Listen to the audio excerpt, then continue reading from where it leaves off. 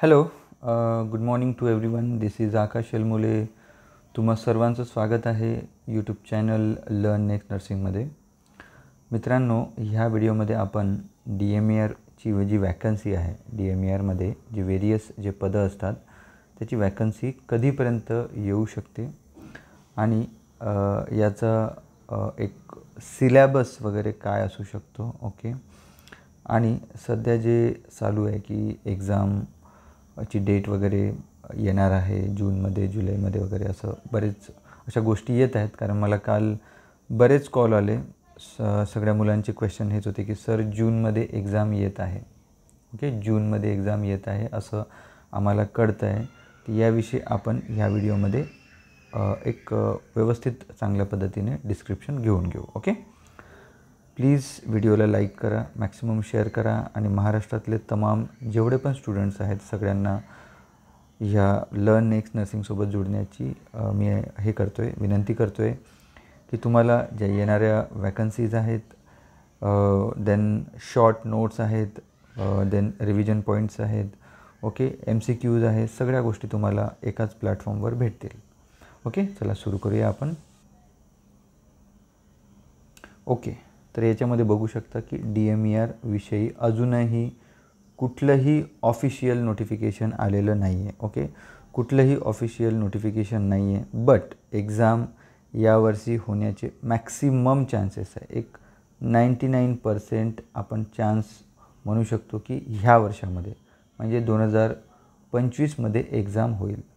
Okay, exam होईल, definitely होईल.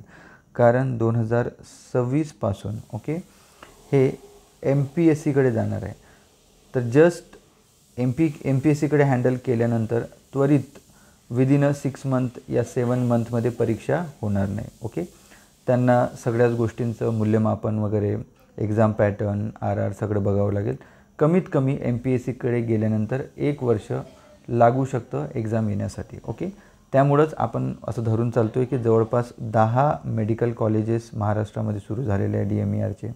Okay, plus super speciality hospitals आहेत, प्लस बऱ्याच हॉस्पिटलमध्ये जेवढे संस्था आहेत DMERच्या अंडरमध्ये त्यामध्ये बरेच पदोन्नती झालेली आहे. बऱ्याच लोकांनी जॉब सोडलेले आहे, बऱ्याच लोकांचं रिटायरमेंट झालेलं आहे. ओके, त्याच अनुषंगाने आपण धरून चालू शकतो की वॅकन्सी ही मोठीच येणार आहे. जवळपास 2500 ते 3000 वॅकन्सी आपण धरून चालायचं की एवढी वॅकन्सी सध्याच्या काळामध्ये येऊ शकते. ओके, हे आपण असं गृहीत धरून चालू शकतो. ओके, बट आता ही जी वॅकन्सी आहे, ओके, ही सगळेच पदं येणार आहे. आपल्याला माहिती आहे की कॉन्ट्रॅक्च्युअल कुठले पदं आहेत आणि परमनंट पोस्ट कुठले आहेत. आपण बरेच GR सगळ्यांनी बघितलेले आहे, सगळ्यांना माहिती आहे. ओके, ठीक आहे. तर मग आता यामध्ये करायचं काय? ओके, तर ही जी वॅकन्सी आहे ही सर्वात मोठी असणार आहे आणि ही वॅकन्सी आल्यानंतर मला वाटत नाही कमीत कमी 3 to 4 इयर्स कुठलीही पुन्हा वॅकन्सी येऊ शकणार. आली वेळ तर ह्याच वॅकन्सीमधून पुन्हा पदं वाढत जातील. बट नवीन वॅकन्सीचे आपण काहीही गृहीत धरून चालू शकत नाही की दरवर्षी वॅकन्सी येतील, दर 6 महिन्यानंतर वॅकन्सी येतील, असं आपण गृहीत धरून चालू शकत नाही. त्यामुळे मी तुम्हाला सांगू इच्छितो. ओके, तर बघू शकता जवळपास 2500 ते 3000 किंवा याच्यामध्ये अजून प्लस मायनस आपण एक अजून 500 पदं पकडू शकतो. ओके, की हे पदं एवढे येण्याचे चान्सेस आहे. कारण जरी आपण पकडलं, कॅल्क्युलेशन मी तुम्हाला सांगितलं की प्रत्येक वर्षाला एका मेडिकल कॉलेजला 125 × 4 असं जर पकडलं तर एका इन्स्टिट्यूशनला जवळपास जर बघायला गेलं तर आपल्याला एक साधारणतः 400 ते 450 स्टाफ नर्सेस तुम्हाला लागतील. असं जर पकडलं 10 इन्स्टिट्यूशन तर इथेच 4000 पदं होतील. ओके, इथेच 4000 पदं होतील आणि बाकी मग रिटायरमेंट आणि बाकी पकडू शकता. बट आपण एक कमी जास्त एक 3000 प्लस मायनस 500 पदं इकडे तिकडे करून चालू शकतो की एवढे पदं येण्याचे चान्सेस आहे येणाऱ्या वॅकन्सीमध्ये. ओके, ही जर वॅकन्सी आली ना, ही वॅकन्सी आल्यानंतर पुढं 2 ते 3 वर्ष मला वाटत नाही की DMERची पुन्हा वॅकन्सी येईल. कारण तुम्हाला सगळ्यांना माहिती आहे 2010मध्ये एक वॅकन्सी आली होती, देन 2012मध्ये एक वॅकन्सी आली होती, देन 2013मध्ये एक वॅकन्सी आली होती. ओके, त्याच्यानंतर 2015मध्ये एक वॅकन्सी आली होती, त्यानंतर डायरेक्ट 2018मध्ये वॅकन्सी आली. त्यानंतर आपण पकडू शकतो की डायरेक्ट 2000 कधी 23-24मध्ये वॅकन्सी आली. ओके, 23-24मध्ये वॅकन्सी आली. ओके, तर अशा पद्धतीचा नियमावली होती. इथे जवळपास 3 वर्ष, इथे जवळपास 7 वर्ष लागले, 6 ते 7 वर्ष लागले. ओके, आणि इकडे 2007मध्ये जी एक्झाम आली होती, त्याच्यानंतर 2005मध्ये वॅकन्सी आली होती. इथे 2 इयर्स, इथे जवळपास 3 इयर्स नंतर आणि इथे 2 वर्षानंतर. हे फक्त ह्या कालावधीमध्ये 2012 ते 13-14मध्ये कमीत कमी 3 एक्झाम आल्या होत्या. बट इथे वॅकन्सी कमी होत्या. वॅकन्सी सर्वात जास्त 2024मध्ये होत्या. एवढ्या मोठ्या वॅकन्सी 4-4.5 हजार वॅकन्सी याच्यापूर्वी कधीच आल्या नव्हत्या, ज्या की ह्या एक्झाममध्ये आल्या. ओके, आतासुद्धा आपण गृहीत धरून चालू शकतो की याच्यामध्ये जी येणारी वॅकन्सी आहे याच्यामध्ये पण फार मोठी वॅकन्सी असू शकते, कारण बरेच मेडिकल कॉलेजेस सुरू झालेले आहे. ठीक आहे. आता जर समजा ही वॅकन्सी आली. ओके, 2025मध्ये वॅकन्सी आली. एक 4,000 वॅकन्सी आपण पकडून चालू, कमी जास्त, मी तर 3,500च म्हणत आहे. 2,500, 3,000, 3,500 प्लस मायनस, पण 4,000 जर वॅकन्सी आली तर याच्यानंतर मला वाटत नाही कमीत कमी 2 ते 3 वर्ष तुम्हाला वॅकन्सी बघायला मिळतील. कारण जोपर्यंत पुढचे जे कॅन्डिडेट आहेत, जे लोक आहेत ते रिटायर होत नाही किंवा नवीन super speciality medical colleges open होत नाही, तोपर्यंत आता सध्या तर सगळ्यांना माहिती आहे की प्रत्येक डिस्ट्रिक्टमध्ये मेडिकल कॉलेज झालेले आहे. तर पुन्हा मेडिकल कॉलेज सुरू होण्याचं काही चान्सेस नाही. ओके, तर ह्यानंतर आपल्याला फार कमी वॅकन्सी बघायला मिळतील. आणि सध्याच्या परिस्थितीमध्ये तुम्हाला जर बघायला गेलं तर जवळपास 25,000 विद्यार्थी BSc असो की GNM असो, ओके, हे विद्यार्थी दरवर्षी नर्सिंग पासआउट होत आहे. ओके, त्याच्यानंतर जवळपास तुम्ही याच्यामध्ये 10,000 तुम्ही इथं पकडू शकता की ANM पास होत आहेत. ओके, 10,000 ANM पास होत आहेत दरवर्षी. म्हणजे जवळपास महाराष्ट्रामध्ये 25,000 BSc नर्सिंग GNM जे डायरेक्ट स्टाफ नर्स पदासाठी. आता ANMवाल्यांसाठी तर जॉबच नसतात खरं सांगायचं तुम्हाला, म्हणजे व्हेरी फ्यू. ओके, सध्याच्या परिस्थितीमध्ये मेन मुद्दा म्हणजे तुम्हाला प्रायव्हेटलाच काम करण्यापेक्षा दुसरं काहीही असणार नाही. सध्या ही जी वॅकन्सी आहे 3,000 असो की 4,000 असो, जी वॅकन्सी येणार आहे स्टाफ नर्सेससाठी, ओके, त्यांनी ही अपॉर्च्युनिटी ग्रॅब करायला पाहिजे. ही अपॉर्च्युनिटी पुन्हा येणार नाही एवढी मोठी वॅकन्सी. ओके, कारण आपण बघू शकता 2024मध्ये जी वॅकन्सी आली याच्यामध्ये 4,000 वॅकन्सी घेण्यात आल्या. 3,700च्या जवळपास वॅकन्सी यांनी भरलेल्या आहे आतापर्यंत. 3,700 3,800पर्यंत स्टाफ नर्सेसचे पदं ऑल ओव्हर महाराष्ट्र भरलेत. ओके, ठीक आहे. पण यामध्ये सुद्धा कॉम्पिटिशनला किती होते? 50,000 विद्यार्थी कॉम्पिटिशनला होते. 50,000 विद्यार्थ्यांपैकी फक्त 3.5, मग उरलेले 45,000 46,000 लोक काय करत आहेत? 45,000 विद्यार्थी हे प्रायव्हेटमध्ये काम करत आहेत. ओके, प्रायव्हेटमध्ये काम करत आहेत. ओके, ठीक आहे. तर बाबांनो, मला एवढंच विचारायचं आहे की तुम्ही नर्सिंग केलेलं आहे, नर्सिंग पूर्ण आयुष्य तुम्ही काय प्रायव्हेटमध्ये घालवणार आहात का? जर तुम्हाला प्रायव्हेटमध्ये नसेल घालवायचं, तुम्हाला प्रायव्हेटमध्ये जर तुम्ही नागपूरची गोष्ट कराल, छोट्या सिटीजची गोष्ट कराल, तर तिकडे जवळपास तुम्हाला एक 15,000 ते 20,000 तुम्हाला सॅलरी मिळते. जर तुम्ही पुणेची गोष्ट कराल, इथे 30,000 ते 35,000 सॅलरी मिळेल. ओके, तुम्हाला मुंबईची जर गोष्ट कराल तर इथे स्टार्टिंग सॅलरी तुम्हाला 35,000 ते 40,000 तुम्हाला सॅलरी इथे भेटू शकते according to the accreditation of hospital, जे NABH हॉस्पिटल्स आहेत. ओके, आता राहिली गोष्ट ANMची. ANMला NABH हॉस्पिटलमध्ये वर्क करता येत नाही. ओके, तर NABH हॉस्पिटलमध्ये फक्त GNM वर्क करू शकते आणि BSc नर्सिंग वर्क करू शकते. ANMला जॉब नाही, हे छोट्या मोठ्या क्लिनिक्समध्ये काम करते. बिचाऱ्यांची हालत तर खूपच आहे. तर मी तुम्हाला सांगू इच्छितो, जर ANM तुमचं केलेलं असेल तर तुम्ही तुमचं एज्युकेशन अपग्रेड करा. तुम्ही GNM करायला पाहिजे. ओके, ठीक आहे. आणि प्रॉपरली स्टाफ नर्स हे पदं किंवा नर्सिंग ऑफिसर पदासाठी GNM किंवा BSc एलिजिबल असतं, सगळ्यांना माहिती आहे. ओके, तर this is more than enough. Okay, बघा, नवीन एज्युकेशनच्या जसं MScला जाण्यापेक्षा माझं मत आहे MScला जवळपास 3 ते 4 लाख रुपये घालवण्यापेक्षा माझं मत आहे की तुम्ही गव्हर्नमेंटचं प्रिपरेशन करा. मी असं नाही म्हणत की बाबा गव्हर्नमेंटचं प्रिपरेशन करा म्हणजे स्वतःच घरून. ज्यांचे आता 5 इयर्स झाले, 10 इयर्स झाले, कुठेही त्यांचं सिलेक्शन होतं नाही. ओके, बरेच विद्यार्थी आमच्याकडे येतात की सर आमचं सिलेक्शन होईल का? बाबांनो, लर्न नेक्स्ट नर्सिंग हे प्लॅटफॉर्म आहे, तुम्हाला माहीतच आहे. मागच्या 2 इयर्सपासून आम्ही काम करतो आहे. ओके, 2 इयर्समध्ये बरेच सिलेक्शन झालेले, जे प्रॉपरली आमच्याकडून शिकलेले स्टुडंट म्हणत आहे. मी जस्ट नाही आमच्या टेलिग्राम चॅनलला किंवा आमच्या व्हॉट्सअप चॅनलला जुडलेल्या स्टुडंटचं सिलेक्शन मी कधीच म्हणत नाही. हे जे मुलं आहेत, जे आमच्याकडे प्रॉपरली शिकलेले मुलं आहेत, त्यांचं सिलेक्शनचं आम्ही फोटोज किंवा काहीतरी शेअर करतो. अदरवाईज आम्ही कुठल्याही गोष्टी हे करत नाही की नाही बाबा आमच्या ग्रुपला जुडून आहे तर सिलेक्शन झालं, मी तसं म्हणत नाही. ओके, ठीक आहे. हे बघा, क्लास कुठेही लावा, म्हणजे लर्न नेक्स्ट नर्सिंगकडे लावा की राजस्थानचे क्लासेस आहे, महाराष्ट्रामध्ये पण बरेच क्लासेस आहे. बट तुम्ही ते टीचर्स कसे शिकवतात दॅट इज व्हेरी इम्पॉर्टंट. म्हणजे बरेच विद्यार्थी बऱ्याच कोचिंगकडून घुमून फिरून आमच्याकडे येतात की नाही सर तुमचं टीचिंग व्यवस्थित आहे, हे आहे ते आहे. बट शेवटी तुम्हाला सांगतो आहे की कुठलंही कोचिंग असो, कुठलेही टीचर असो, तुम्हाला चांगलं शिकवण्याचा प्रयत्न करतात. हां, इंडिव्हिज्युअल टू इंडिव्हिज्युअल डिफरन्स पडू शकतो की नाही, कुठल्या टीचरची जी ॲबिलिटी असते स्टुडंटसोबत जुळायची ती कमी असू शकते, कुठल्या टीचर कम्युनिकेटच व्यवस्थित नाही करू शकत, अशा पण प्रॉब्लेम होऊ शकतात. बट एवढं सांगू इच्छितो, तुम्ही कुठल्याही कोचिंगला जा, सगळ्या टीचरला एवढंच वाटतं की भाई आपल्या स्टुडंटचं सिलेक्शन झालं पाहिजे. ओके, इथंसुद्धा सिलेक्शन हे घेणं प्युअरली स्टुडंटच्या हातामध्ये असतं.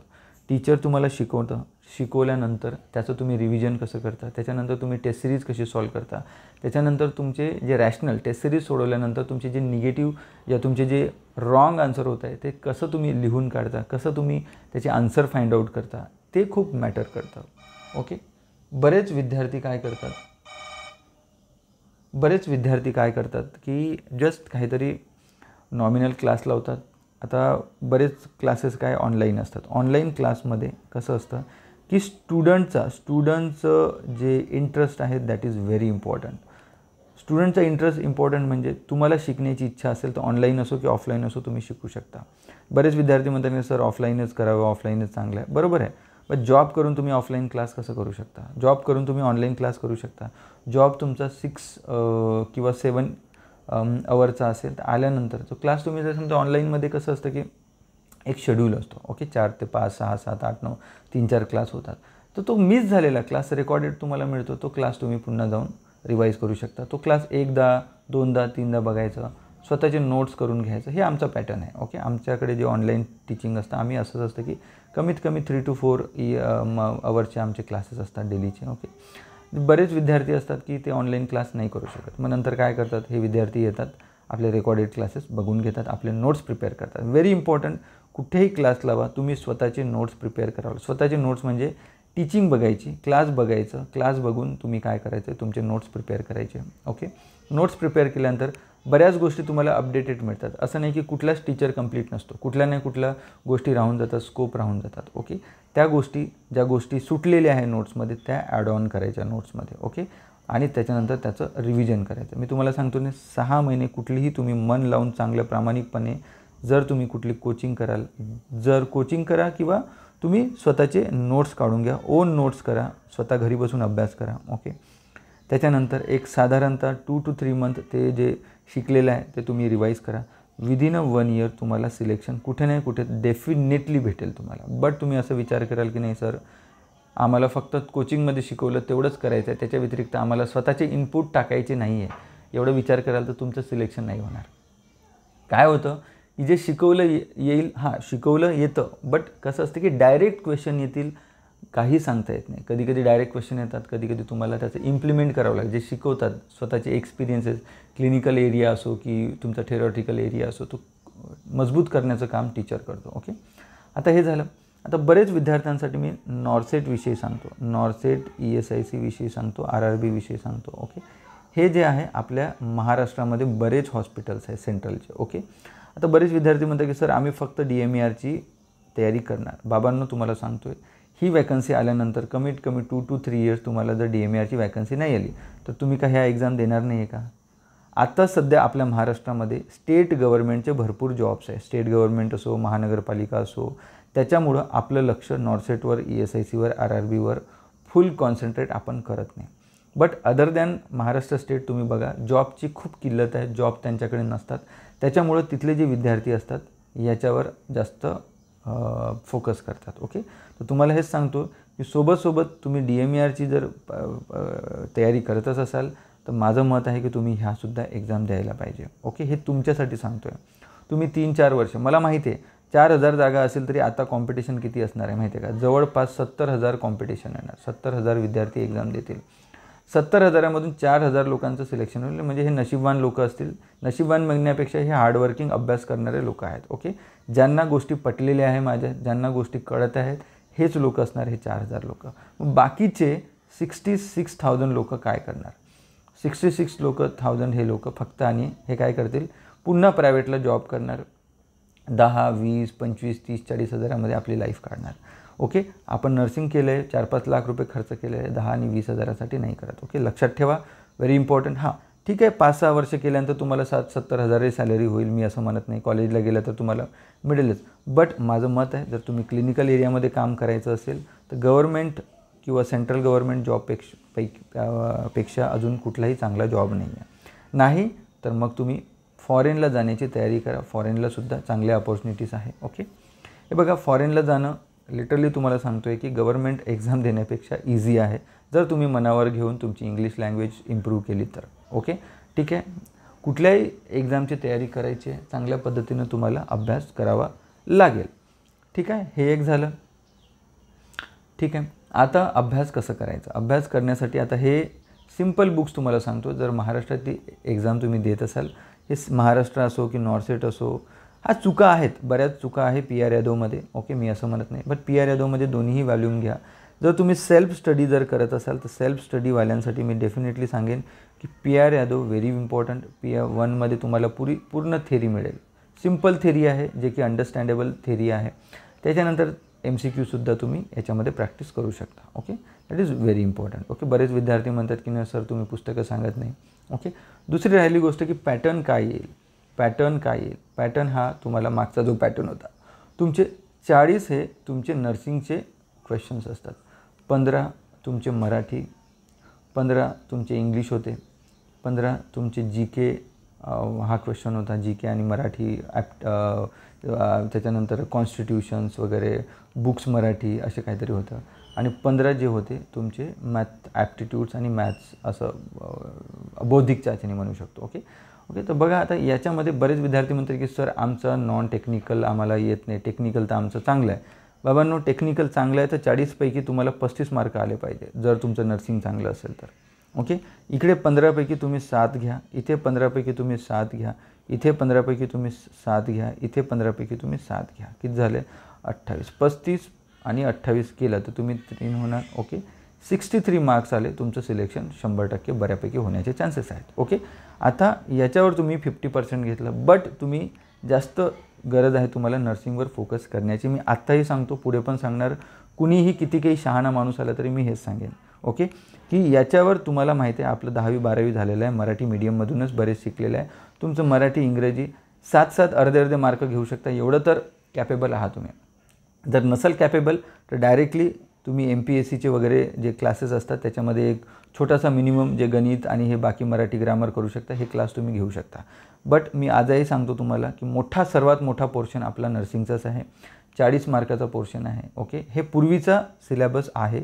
आता नवीन पॅटर्ननुसार नवीन RR तयार होत आहेत. याच्यामध्ये काय चेंजेस येतील आपण आता सांगू शकत नाही, ॲडव्हर्टाइजमेंट आल्यावरच सांगू शकतो. सध्या तुम्ही फक्त याच्यावर फोकस करा, मागच्याच्या याच्यावर.